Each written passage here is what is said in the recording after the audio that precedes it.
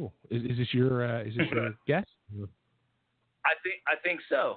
So let's why don't I bring him on real quick and we'll see if that's him. So if you're calling in from the 603 area code, welcome to the show. Hey, Bay and Hello. Nick, this is Gary Miliefsky calling. How are you guys? I am the guest. Hey, oh, we're doing awesome. Yeah, I called in a little early, but just hanging out here with you guys. Oh, no problem, man. We've jumped right into it, dude. That's perfect, actually. So we talked about everything a little while ago. We were talking about Try My Antivirus, and we talked about the Cyber Defense magazine. And I told the guys that you were going to come on and that you're pretty much the expert when it comes to this stuff. So you're going to have to excuse us because some of us are older and, we don't really know anything about cybersecurity. That's not a bad thing. In fact, most people don't. But do you have a smartphone, for example? Sure. iPhone, right? YouTube, eh? Absolutely. How many apps have you guys installed? How many apps have you guys installed on your smartphones? Dozens and dozens. So you ready for the industry's dirty little secret? Absolutely. Okay, so Apple and Google and Microsoft monetize us by turning us, people, into the product. How do they do that? Remember Microsoft Windows used to cost $199 for standard edition and Pro was $299 and anyway, now it's free. Why is Windows 10 free? You're scaring me. Okay. Well, they made billions. They made billions of dollars. And they learned from Google and Apple. It's better to give everything away for free, and put spyware in there. But I think they call it. I think their marketing teams call it consumer analytics. Did you see the whole case about Facebook and Zuckerberg? Yes. Yeah. So you're talking about anything that would track what websites you go to and show you ads based on your interests or something like that. Exactly. Well, guess what? Okay. From your Windows computer to your Apple iPhone, these guys have decided to give us. Now this is different than the old days when you'd browse the web. If you browsed the web and you didn't accept cookies, no one really knew where you were going. If you installed a VPN, a virtual private network client, you'd be kind of invisible, right? Except from the NSA. Now, your smartphone and your computer, but let's go with your smartphone, has the following entry points: GPS, Bluetooth, Wi-Fi, NFC, microphone, webcam. James Bond couldn't ask for a better piece of spy gadget to be sitting in your back pocket or on your table. Oh, that's all wrong. Now, why is that? Is it just the vulnerability of the Wi-Fi networks, or just the way the phones are made, or? Well, the old phones for the old folks. I'm probably older than you guys, but let's just pretend I'm not. But I got my parents that big old jitterbug where the buttons are big and it allegedly doesn't have a complex operating system. But phones today are supercomputers. It's like Area 51, right? They got this technology from aliens. I mean, imagine you go back in time. I'm kind of kidding, but you go back in time 20 years. Do you think you could have a phone in your pocket 20 years ago that does banking, takes photos at high res, connects to servers in Beijing when you don't know it, turns on your microphone and listens in on your phone calls? This is crazy. Oh no! You know what? It wasn't just a couple weeks ago that we were talking about this. The way that technology advances so quickly, it's sort of snowballing almost out of control because, my mother-in-law, she's 73 years old. She worked in a computer lab when she was 19. There was one computer in the entire, not the room, but the floor of the college. There was one computer, you know what I mean? And 8 people ran it all day long. And now what she has in her iPhone is 1,000 times more computing power than anything she ever worked on. Exactly. So the industry's dirty little secret is you and your relatives were all the product. So how are we monetized? Microsoft can make about $2,000 a year giving away Windows now on you selling your identity, not in a criminal way, but just, information about you, what your browsing habits, what you do on Windows. They can sell, things you may say. You've got to read the policies. Nobody reads them. So they can sell info on you for a couple grand a year versus you paying them $200 for Windows. Now think about your smartphone. Why do they want to put as many apps as possible on it? Because they want you to love that phone. Hey, I want to get my iPhone because it's got tons of apps. You're not going to go get the Nokia. Most people aren't getting the Microsoft smartphone because there aren't a lot of apps and it didn't take off, right? Right. And what about the Android? There's thousands of apps. So I just wanted to share a little bit on that. I mean, we can get into, hacking and stopping the criminals and what they're up to and Microsoft, why did I try my antivirus? But I just wanted to share with your listeners the big thing that's happening right now.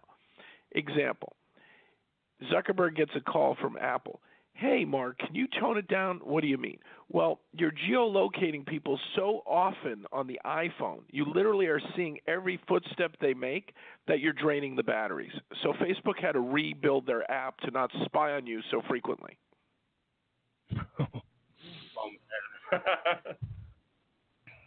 Now think about all these other apps you guys installed. Dating apps that know everything about you, and that those companies are all going to get hacked soon, like Ashley Madison. They got put out of business. What are your habits in your dating app? It's in a database somewhere, right? And you're trusting them. Emoji keyboards. These are keyloggers spying on you, typing in your bank credentials, but it's a cool keyboard, so you've installed it. Flashlight apps spy on you. I'm the first guy to discover they connect to servers in Beijing, and I made a lot of people angry. I love my flashlight app. How dare you? But I'm telling the truth, right? These things are spying on us, yet we're installing them. So number one, who's the vendor? Do you know the vendor? Check them out. If the company's in another country, if they can't even write a privacy policy in English, I would get a little nervous and I would delete that app, right?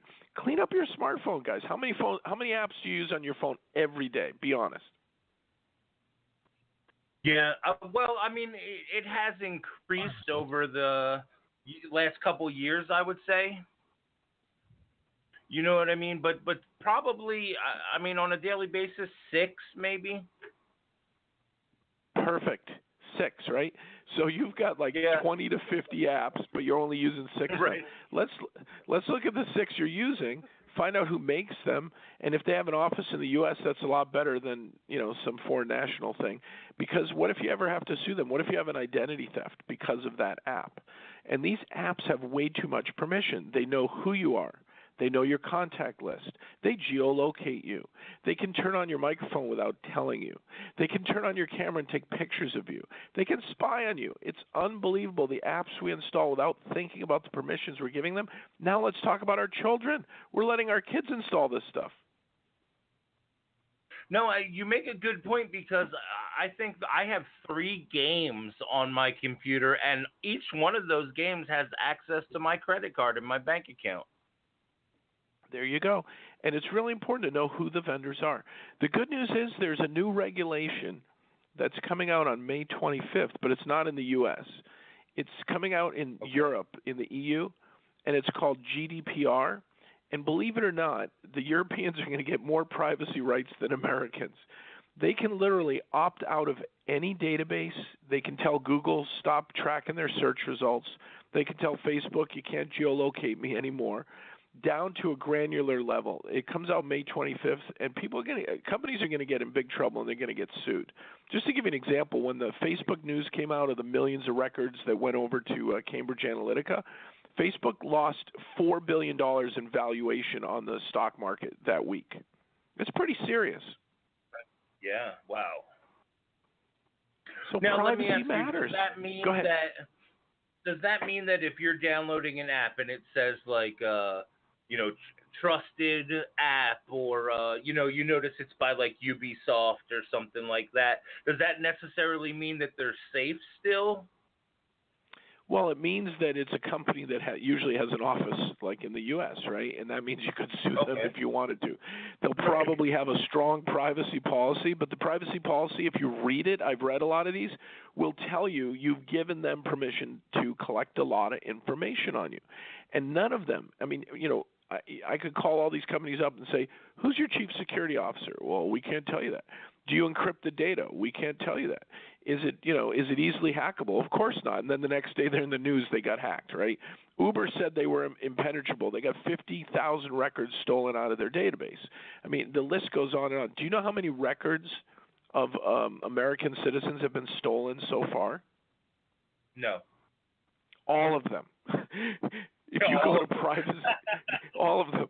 Guys, if you go to privacyrights.org, privacyrights.org, you will see that there have been, wait for it, not 330 million record breaches, which would be all people living in America, legally and illegally. Not 330 million records, but 10 billion with a B records stolen. That's so everybody's. Yeah, that's that. Wow. So okay, what can a lot of our listeners, us, me and Bay, we're just average dudes. You know what I mean? Like, what can we do to up our security without having to have any sort of real technical knowledge? Like, I know you mentioned VPN. Like, I wouldn't even know how to install that. You know what I mean? Like, better you don't, because a lot of VPNs are spyware. So let's. I will give you free tips for your listeners. It costs nothing, but I also offer my software, which, by the way, for Windows at least, I'm working on Android, but I tried to get Apple. Apple won't let me put it in their store. They're not very friendly about that. They say their phone is secure, but it's not. I just demonstrated at a trade show all the vulnerabilities in an iPhone and how to hack an iPhone. I mean, that San Bernardino, those criminals, the FBI didn't have to pay $1 million. They could have given me the phone. I could have gotten it in 10 minutes for them. But that's another story for another day. Anyway, you ready for the free stuff? And then trymyantivirus.com is 14-day free trial. You can clean up Windows for free. If you don't pay me and you uninstall it, no problem. I don't even mind. I'd rather help people and have goodwill. So trymyantivirus.com, download it for free, clean up your device, delete it. If you like it and you want to be a friend of mine, it's really for friends and family, pay me, right? But here's the free tips. It's spring cleaning time, guys. Go in your smartphone and delete those 30 or 40 apps. And you know what you're going to notice? You don't need to buy a new phone. It runs faster, okay? You have more space, more memory. Apps that shouldn't be spying on you running in the background are no longer running in the background. Delete the apps you're not using. Then look at the – yeah, go ahead. Well, let me ask you, because people that deal with the iPhones particularly, when you say delete the app, you don't mean – how the iPhone lets you sort of keep it in the cloud, but it's still sort of there, right? You mean uninstall. Exactly. Uninstall it on your iPhone. And you can go into Apple's settings there, and you can uninstall apps. By the way, you can also, Apple, which Google wasn't doing for a while on Android, Apple lets you granularly decide what apps can listen in on your GPS and your microphone and your webcam. So you can go under your settings on your iPhone and say, you know what? I'm not giving anybody permission to geolocate me or my kids. Same with an iPad, right? So you've got a babysitter, maybe he or she is in their teens. You go out for dinner with your spouse. The kids are playing with their iPad. You don't know what they're saying or doing online. Some pervert, can geolocate them for pictures they take. The pictures actually have geotagging embedded in them. Hey, they're home with the babysitter having pizza. I think I'll go, kidnap them. I'm not saying that's going to happen, but the point is, if we don't understand the power of these devices and what they do, we're in trouble. Right. So turn off the geotagging in your pictures, right? Unless you really want to share where you are all the time. Teach your kids to do this. And you can go into settings and just disable access to all these settings. And then when an app gets really mad at you because it can't spy on you, just think about it. Do I really want to keep this app or not?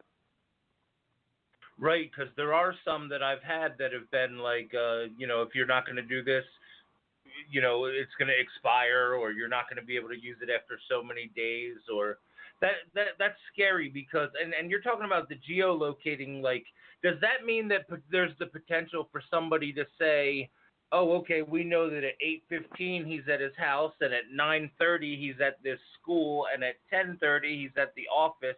So there's a 3-hour window where we could break into his house because we have the address from the picture he posted to Instagram last night.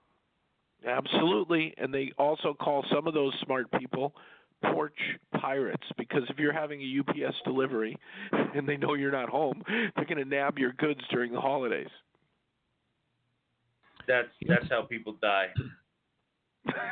It's crazy. Like it's as I'm hearing it all, like it's actually very like I'm scared. Like you're scaring me. This stuff Well, that's my job. I don't want them to spy on you anymore. Wow. Let me give you an example. Pokemon Go, right? Pokemon Go by Niantic, which is a spinoff from Google.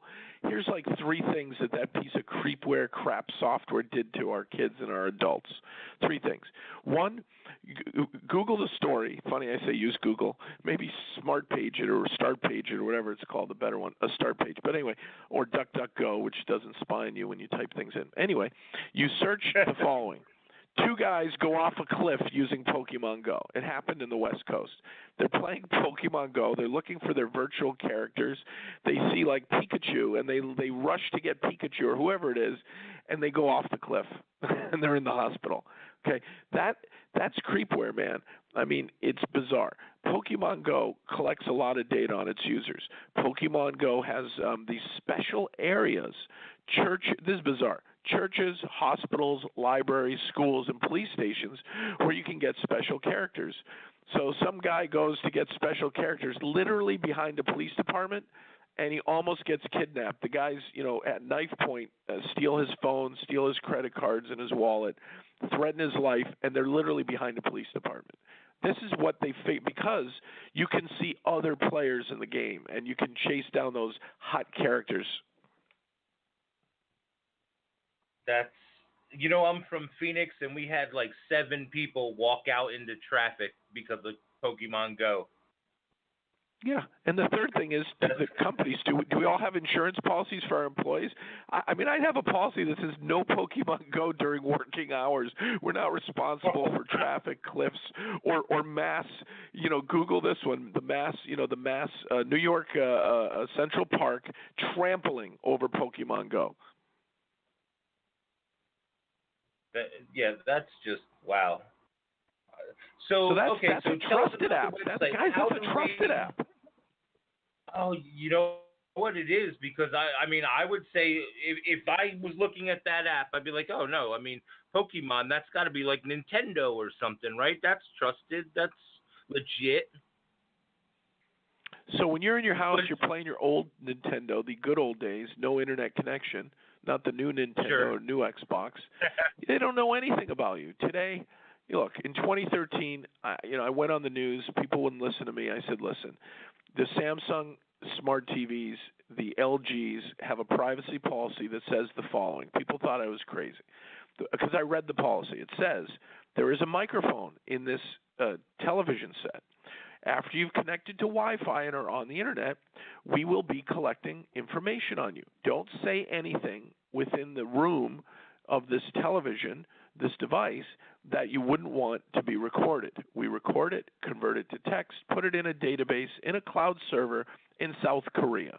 And then one day we plan to peer-to-peer, advertise to you. You want to talk about dog food and organic dog food, you're going to watch a TV show and suddenly an ad's going to come up for that dog food. That's the future of TV, right? In 1984, they're called telescreens. And in 2013, they actually started doing this. But you don't get peer-to-peer ads yet on your TV, but you will one day, just like when you talk in front of your smartphone or your computer. The word smart means spy. Just change the word smart to spy. Oh, wow. Now, this is all, the craziest part of this is that most of us, I don't want to generalize, but a lot of people are probably agreeing to this, right? It all comes down to the TOS and us clicking and we agree before we even look at it, right? Yeah, so one of the flashlight apps, which I believe was written by the Chinese government, they got sued by the FTC. I think it was in 2014 or something. The end of the lawsuit, what was the settlement? We agree to put a privacy policy up before they can run the app. So you download the app, but before you can run it, a 21-page privacy policy with small point font has to be scrolled through. Are you really going to read that, or are you just going to hit install and run? Yeah, Right. Yeah. No. Exactly. I don't think anybody's actually ever read those terms of service.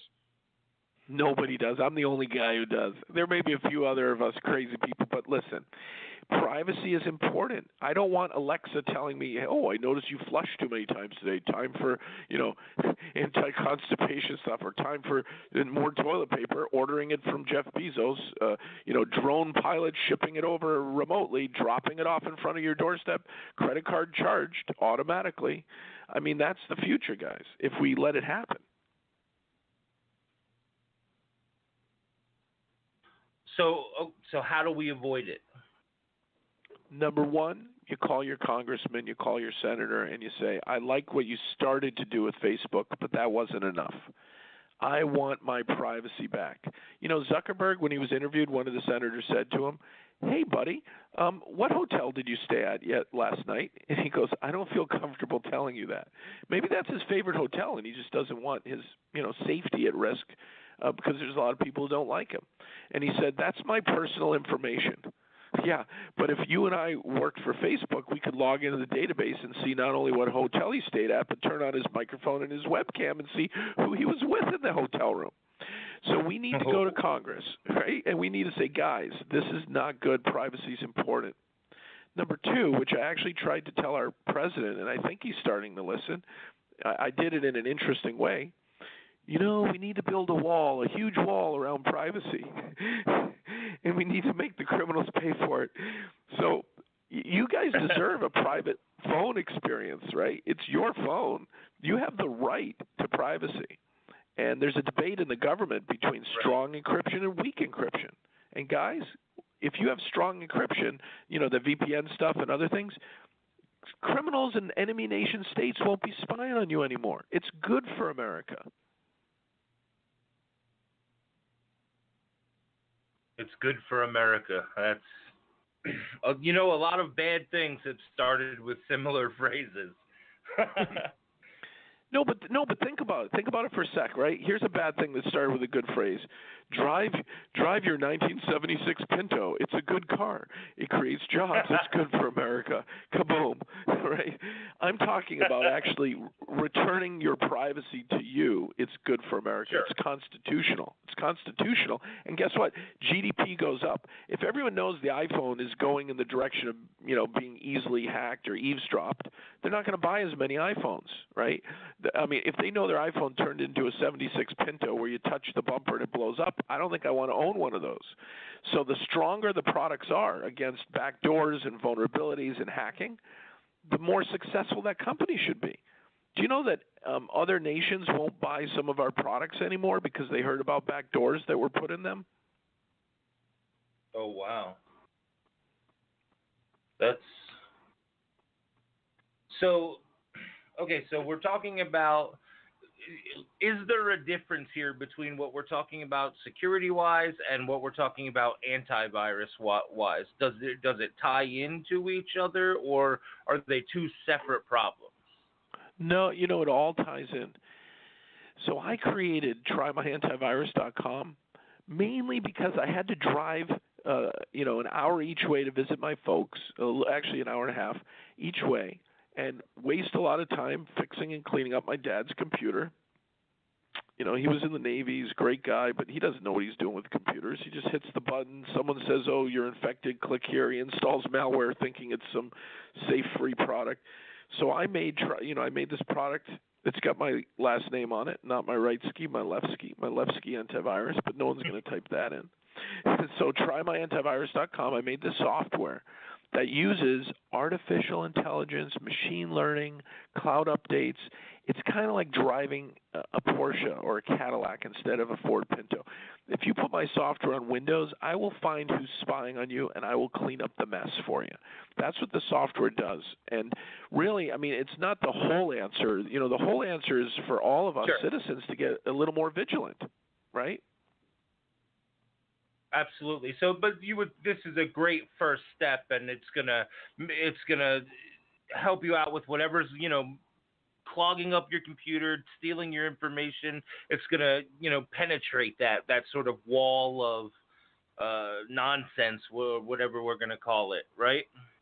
Yeah, ransomware, malware, spyware, remote access Trojans, keyloggers, viruses. It actually protects all. Again, it's kind of like tomorrow's antivirus product available today. I set the price really low. I even set it up so that it's free for 14 days. And literally, when people try it out, they can uninstall it. They can go download it again. I don't want to even argue. If people like it, they'll buy it. If they don't like it, they won't. But I actually think the free trial shows you how good it is because it finds things and cleans them up, and it finds things that Symantec and McAfee and Kaspersky and others don't find. Oh, wow. Okay, so let's give out the links. Where can we, obviously, we can go to trymyantivirus.com. That's easy to remember. And earlier I was talking about Cyber Defense Magazine as well, because you're the sort of founder and publisher, and this is important. This is something that you clearly are passionate about. You know what I mean? Like, you're not in it to make a buck, because you're in it to help people sort of reclaim their privacy, and that it's interesting to come at it from that direction.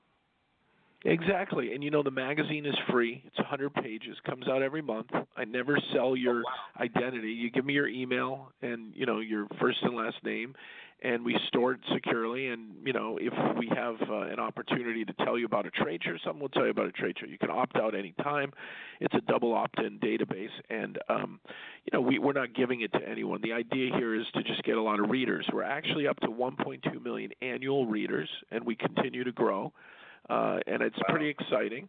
And advertisers pay us, so you'll see banner ads on our site and stuff like that. But you will learn about everything from, ransomware to is Bitcoin safe, and, cryptocurrencies and under the news area, blockchain breaches, ransomware, all that stuff. And the magazine comes out every month online for free, 100 pages. It's really good. And, we have a lot of big-name vendors who want to advertise with us, but we love the little startups that are innovative, like phishing, right? You go on our homepage, you'll see some anti-phishing company. The number one form of attacks, guys, is phishing attacks. Let me tell you a quick funny story. I get a phone call. Hey, Gary, we want you on CNN. I'm all excited. Hey, I'm going to be on CNN. Carbonac, the malware that hit the Russian banks. They stole $1 billion from the Russians. Can you go on CNN and explain it on air? Yeah, I could do that. So I get to the studio. I put in the earpiece. I got my best suit on, right? And 5 seconds before we go on the air, Gary, this is the director. Our host, Katie, she doesn't get this stuff. We know you're a pretty technical guy. Dumb it down, dumb it down. And 3, 2, 1, live. So I had to explain the malware like as simply as I could. And this is really what's happening to all of us every day. We don't think about it beyond just our smartphone being, a Trojan backdoor for spyware. Katie goes, so Gary, how did they break into these Russian banks? How did they steal $1 billion?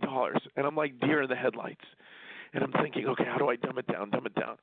Well, Katie, somebody got an email and they clicked a link. And then silence. And then what? Well, they got infected and they lost $1 billion. And, the end of the interview. So if they didn't click the link, they wouldn't have been infected and they wouldn't have lost $1 billion? Yes. How is that a sophisticated attack, Gary? This happens every day, guys. People get emails, they get phished, they click a link, or you won the lottery, or they download some attachment. They think it's from someone they trust, and they lose all their information. Happens every day. Oh, absolutely. I mean, I get emails all the time that say my PayPal account is in danger or my Amazon account wants to give me a free gift card. And then when you go to look at the links, it's like it's clearly not going to Amazon. You know what I mean? Or like, guys, I'd believe you a little bit better if you spelled Amazon correctly. You know what I mean? Exactly. Yeah, like Bank of America, where they use an R and an N next to each other, and the font looks like it's an M. I mean, they're getting smarter. But listen, trymyantivirus.com. You download it for Windows. I wish I could make an Apple version, but anyway, if you were to click that link and it was going to try to infect you, I already know, and I stop them. We call that artificial intelligence. We're thinking ahead of the criminals. We don't have to worry about, did they use an R and an N? We know that this isn't Bank of America's website. The software is trying to, eavesdrop and spy on you and steal your data. It's bad stuff. So we quarantine it instantly. Oh, wow. That's awesome. Not many people know about the software, by the way. You can try it for almost a month, half a month for free, right? Yeah, or try it for half a month, keep your computer clean, uninstall it, reinstall it, do it another half a month, or pay me, or be nice and pay me so I can buy some gasoline and visit my dad, who I can take out to lunch now because he's running my software. I don't have to worry about cleaning up his mess. Yeah, don't do that. Don't uninstall it and just pay the guy. We don't want to go that route. Well, listen, Gary, I want to thank you for coming on the show and talking to us a little bit about something it's pretty complex. You know what I mean? And there's a lot of different layers that we don't understand, but breaking it down for us and then having a place where we can go to the website like trymyantivirus.com, it's definitely, worth checking out because peace of mind, security, like you can't really put a price on that. I can tell by Bay's silence that he's already on the website. Like, cool. And maybe deleting about 30 apps on his phone too. Yeah, I'm deleting apps. I'm all freaked out. I'm not even going to sleep at night now. No, but if you look at the permissions, you look at the privacy policy, it's important. I really think Americans, it's our turn to be smarter than the Europeans. No offense to the Europeans, I love them, but let's show them that we invent things here. We have more patents than any country in the world. This is America. My product is made in America with pride. Let's harden America with pride. Let's clean up our phones. Let's call our congressfolk and tell them, I don't want to be spied on anymore. Build a better law than GDPR from the EU. Let's reclaim our privacy because it is very important for the next generation. Absolutely. Absolutely. Hell yeah. I'm like, take my daughter's phone away. Oh, and if someone flies a drone over your house, I'm not telling you to shoot it down, but you can teach your kids how to build an EMP pulse cannon. Sorry, Bob, my kids were swimming and your drone just seemed to run out of power and it fried itself. Here you go. Here's your drone. Oh, that's hilarious. All right. Cool. Well, Gary, this has been educational, very much so. Thank you. And listen, if you guys ever want me back, we can talk about any subject that relates to privacy, cybersecurity, cyber terrorism, cyber hackers, North Korea, and their 6,000-member cyber army, whatever you want to talk about. Okay. You know what? I think we could have used this, Bay, when we were talking about click farms. Yeah. Oh, boy. Oh, boy. That's a story for another time. You got it. That's a good one. Call me anytime, and I'm happy to join you on the show. You guys are a blast. Thanks, awesome. Gary. Well, thank you for calling in. We really appreciate it.